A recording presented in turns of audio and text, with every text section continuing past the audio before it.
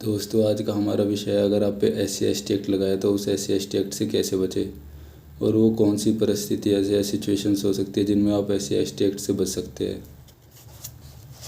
जैसा कि हमारा पहला केस है खुमन Singh versus state of Madhya Pradesh. ये सुप्रीम कोर्ट का केस है और इसमें क्या होता है, कुछ आदमी होते हैं जो खंगार कास्ट से बिलोंग करते हैं। Khangar caste basically scheduled caste में आती है। तो वहीं के उसी गांव के कुछ ठाकुर लोग क्या करते हैं, अपनी भैंस लेके उनके उसमें घुसा देते हैं खेत में चरने के लिए। तो जब खंगार लोग उसका विरोध करते हैं तो वो ठाकुर लोग कहते हैं कि साला तुम्हारी हिम्मत कैसे हुई कि तुम खंगार एक शेड्यूल कास्ट होते हो, तुम हमारी के गायों को कैसे भगा दोगे, भैंसों को कैसे निकाल दोगे खेत में से। ये तो हमारा जन्म सिद्ध अधिकार है कि हम तुम्हारे उसमें चराएंगे और ऐसे ही चराएंगे, तुम रोक के दिखाओ। तो इसी बात पे खंगार कम्युनिटी के लोग भी, वो जो लोग रहते हैं जिनके वो खेत खलियान रहते हैं, वो उसका विरोध करते हैं और उनमें आपस में लड़ाई होती है। और ठाकुर समाज के जो दो तीन लोग होते हैं वो क्या काम करते हैं, एक खंगार कास्ट के आदमी को जान से मार देते हैं। अब जब उसे बचाने और खंगार कास्ट के आदमी आते हैं तो फिर वो वहाँ से भाग जाते हैं। तो अब इस केस में मुद्दा ये है कि 302 लगेगी या 304 लगेगी। 302 होती है मर्डर की वो संख्या, मर्डर की कन्विक्शन होती है, मर्डर की कन्विक्शन सेंटेंस होती है 302 में। और 304 होती है culpable homicide not amounting to murder, यानी कि उसमें सज़ा कम होती है कंपेयर टू मर्डर।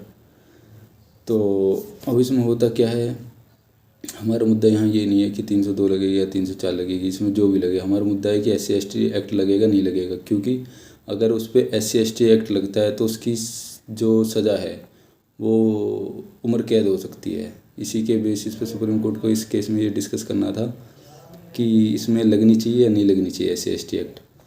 तो जस्टिस R भानुमति थी इस केस के उसमें बेंच पे।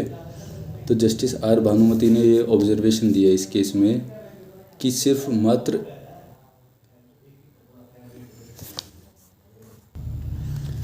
तो दोस्तों, जस्टिस R भानुमति ऑब्जर्वेशन देती है कि ये जो केस है वो बेसिकली ठाकुरों द्वारा खंगार कम्युनिटी के लोगों के जो खेत खलियान है उनमें अपनी भैंस चराने के संबंध में है। तो इसलिए इसमें section 3 sub section 2 sub clause 5 of SC/ST act नहीं लगेगा। उनका मानना ये था कि SC/ST एक्ट तभी लग सकता है जब सोल ग्राउंड जो हो किसी की कम्युनिटी को लेकर हो, जैसे कि वो अगर इंसल्ट करते हैं तो वो और कोई वो ना हो। जैसे अगर किसी का मान लो सिविल डिस्प्यूट है या कुछ और बात है, आपस में किसी की लड़ाई है किसी चीज़ को लेके, तो अगर वो जब एक दूसरे के लिए जाति सूचक शब्द का इस्तेमाल करता है, अगर कोई अपर कास्ट का आदमी किसी SC/ST के लिए, तो तब SC/ST एक्ट नहीं लगेगा। SC/ST act justice R Bhanumati के मुताबिक जब ही लग सकता है जब सिर्फ उनके बीच में जो दो पार्टी है, विक्टिम और जो एक्यूज्ड है, वो सिर्फ इस बात को लेकर लड़े। ये सोल ग्राउंड होना चाहिए कि वो SC या ST कम्युनिटी का है। अगर उनके बीच में कोई और ग्राउंड है, जैसे कि अगर मान लो उनके बीच में किसी का लव अफेयर है, दोनों कम्युनिटी का, किसी का ठाकुर का या किसी SC/ST समाज की लड़की का, अगर वो तब आपस में एक दूसरे से लड़ते वक्त एक दूसरे के लिए, अगर ठाकुर समाज छोटे समाज के लिए जाति सूचक शब्द का इस्तेमाल करता है तो तब SC/ST एक्ट नहीं लगेगा। हालांकि मेरे मुताबिक तो SC/ST एक्ट लगना चाहिए, क्योंकि यहाँ पे SC/ST एक्ट सिर्फ यही कहता है कि जो सोल ग्राउंड है SC/ST एक्ट में वो है कि जो ठाकुर समाज के लोग हैं उन्हें मालूम होना चाहिए कि जो दूसरे कम्युनिटी का आदमी है, यानी कि जो SC/ST कम्युनिटी का आदमी है, कि वो SC है।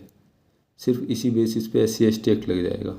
लेकिन जस्टिस R भानुमति ने पता नहीं क्या समझ के ये बोल दिया कि सोल ग्राउंड जो होना चाहिए किसी भी केस का, वो जाति से उत्पन्न होना चाहिए, जैसा कि आप इसमें देख सकते हो।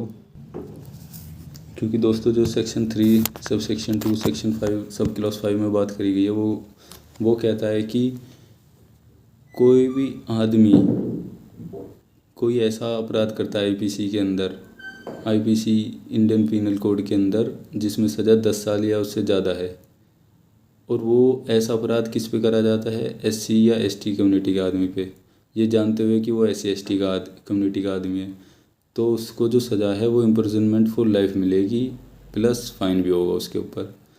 तो जस्टिस आर भानुमति ने पता नहीं क्या सोच के और क्या समझ के ये ऑब्जर्वेशन दी थी कि जो मेयर सोल बेसिस है उस शब्द को यूज़ करने का, SC ST को यूज़ करने का, वो सिर्फ लड़ाई के दौरान नहीं होना चाहिए। वो सिर्फ इसलिए होना चाहिए कि अगर कोई आदमी किसी से वैसे ही ईर्ष्या रखता हो, अपर कास्ट का आदमी, तू SC ST और मैं उससे जाके कहूँ कि तू साले SC ST है, उसी ग्राउंड पे सिर्फ SC ST लग सकता है।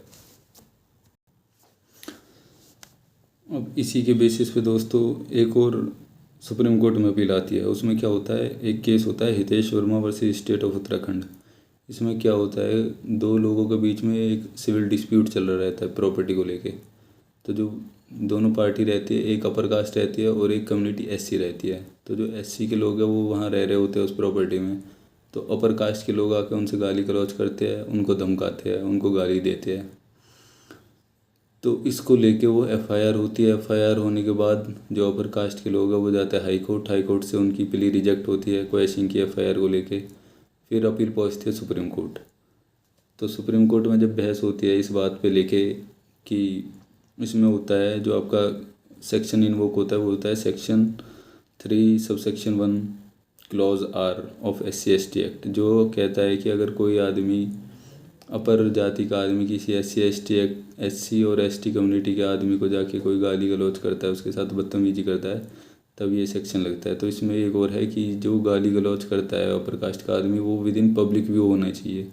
यानी कि पब्लिक व्यू का क्या मतलब है, यानी कि अगर कोई SC ST आदमी अपने घर में रह रहा है और अपर कास्ट का आदमी जाके उससे गाली गलौज करे उसके घर में, जब अन्य व्यक्ति अंदर नहीं देख सकते उनके घर में कि उनके घर में क्या हो रहा है, तो तब SC ST एक्ट नहीं लगेगा। लेकिन मानो अगर किसी के घर में फंक्शन है, किसी का बर्थडे पार्टी है, किसी SC के बच्चे की बर्थडे पार्टी के दौरान कोई अपर कास्ट का आदमी आके वहाँ पे गाली गलौज करता है SC ST कम्युनिटी वाले लोगों के साथ, तो तब ये सेक्शन लग सकता है, क्योंकि वो अब पब्लिक व्यू में आ गया, क्योंकि वहाँ पे पब्लिक है और पब्लिक जो भी अपर कास्ट का आदमी लोअर कास्ट के आदमी के साथ कर रहा है वो देख सकती है। तो इसमें इसलिए नहीं लगा दोस्तों, ये इसलिए क्वैश हो गई FIR, क्योंकि जो अपर कास्ट के आदमी ने उसके साथ गाली गलौज करी थी SC कम्युनिटी के लोग के साथ, वो पब्लिक व्यू में नहीं थी, क्योंकि वहाँ पे कोई पब्लिक थी ही नहीं उस वक्त। तो इसलिए सुप्रीम कोर्ट ने इस केस में FIR क्वैश कर दी। फिर इसके बाद अभी कुछ दिन पहले एक जजमेंट आता है उड़ीसा हाई कोर्ट का, वो है दोस्तों Ajay Patnaik and another versus state of Orissa and another. तो इसमें क्या होता है, कुछ आदमी आपस में एक दूसरे के साथ लड़ रहे होते हैं। तो एक आदमी आ रहा होता है, वो SC कम्युनिटी का रहता है, वो देखता है कि ये तो मेरा दोस्त है, मेरे जानने वाला है, तो इससे कैसे लड़ रहे हैं, तो वो जाके उनमें बीच बचाव करता है। तो जो पीटने वाला व्यक्ति रहता है उनमें से, वो कहता है साले तू SC, तू कैसे बीच में आ रहा है, तेरी तो ऐसी तैसी मार देंगे हम, तेरा क्या मतलब है बीच में आने का। और उसके जाति सूचक वर्ड यूज़ करके उसे धमकाता है, डराता है और गाली देता है। तो बात ये होती है, इस पर FIR हो जाती है। अब जो FIR करता है वो SC ST नहीं होता। तो इसमें जो FIR करता है दोस्तों वो व्यक्ति नहीं होता जो SC ST कम्युनिटी से बिलोंग करता है जिसको वो गाली देता है, बल्कि वो होता है जिसके साथ वो स्टार्टिंग में मारपीट करता है। वो आदमी जाके इनके खिलाफ़ FIR कराता है और ये भी बताता है कि मेरे बीच बचाव कराने जो SC कम्युनिटी का व्यक्ति आया था उसके साथ इन्होंने गाली गलौज करी। तो एक तो उन पे इंडियन पिनल कोड की संख्या बनती है उसके साथ मारपीट करने की, जो व्यक्ति था पहले वाला, यानी कि जनरल कैटेगरी का जो व्यक्ति था। दूसरी उन पे इंडियन पिनल कोड में और SC ST एक्ट भी लगता है, उसके साथ अभद्रता करने का जो SC कम्युनिटी से व्यक्ति बिलोंग करता है। तो अब ये मैटर पहुंचता है हाई कोर्ट को एक्शन के लिए। तो हाई कोर्ट आपका ये Hitesh Verma versus state of Uttarakhand को ध्यान में रखते हुए इसमें ये ऑब्जर्वेशन देता है, क्योंकि ये मैटर आपसी लड़ाई का था और आपसी लड़ाई के दौरान जनरल कैटेगरी के व्यक्ति ने SC कम्युनिटी के व्यक्ति के खिलाफ जाति सूचक शब्द इस्तेमाल करे। इसी बेसिस पे वो FIR को क्वैश करने का ऑर्डर देती है हाई कोर्ट।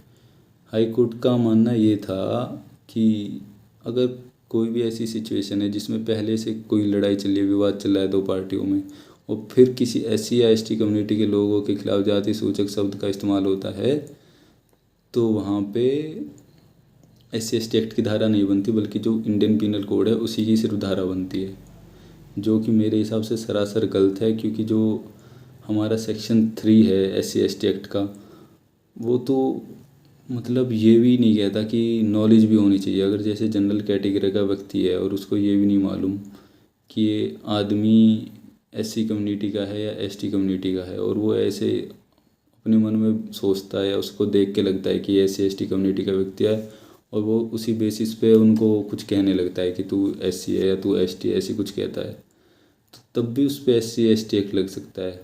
सेक्शन 3 का सबसेक्शन 1 क्लॉज W ये बात कहता है कि जहाँ नॉलेज होनी चाहिए। अगर कोई जनरल कैटेगरी का व्यक्ति किसी SC या ST कम्युनिटी की वुमेन को जानबूझ के छेड़ता है या उसका सेक्सुअल हरेसमेंट करता है विद नॉलेज कि that women belong to SC और ST category, then he will be charge with section 3 subsection 1 sub clause W of SC/ST act. और कहीं तो मेरे नॉलेज की भी बात नहीं है कि उसको नॉलेज भी होनी चाहिए जनरल कैटेगरी के व्यक्ति को। पता नहीं क्या सोच के जस्टिस R भानुमति ने ये डिसीजन दिया था, जिसके बेसिस पे एक के बाद एक गलत डिसीजन आते गए और एक के बाद एक डिसीजन ये अपहेल्ड करा गया।